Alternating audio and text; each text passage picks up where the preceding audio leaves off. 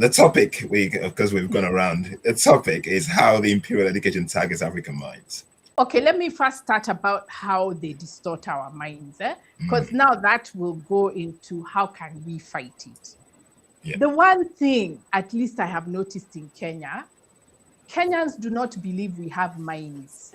I'm sorry. That's what? Let me just put it let me put it bluntly like that. Because every time we think, if you have people who are thinking and saying, let's go beyond the surface and go a little deeper, then Kenyans will say, oh, thinking will bring no solutions. That is theory. It's irrelevant to the market. And this thing is across all sectors. It's not just in the school system. In the school system, you beat the children if they think beyond what you're teaching. You beat them and you tell them it's not coming in the exam.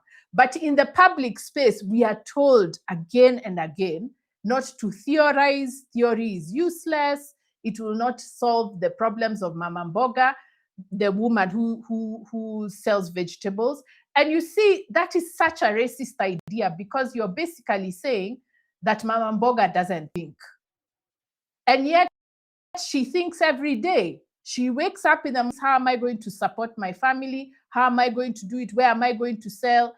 You know, those are decisions that we make from our minds. So what has happened, especially in the Anglophone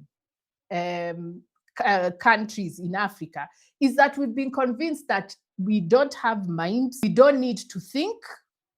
And so that's part of the problem. So when you're trying to explain why education is important, Kenyans can't understand you, because what is thinking for anyway? I just want a certificate to get a job. We have to remind ourselves that as human beings, all human beings think.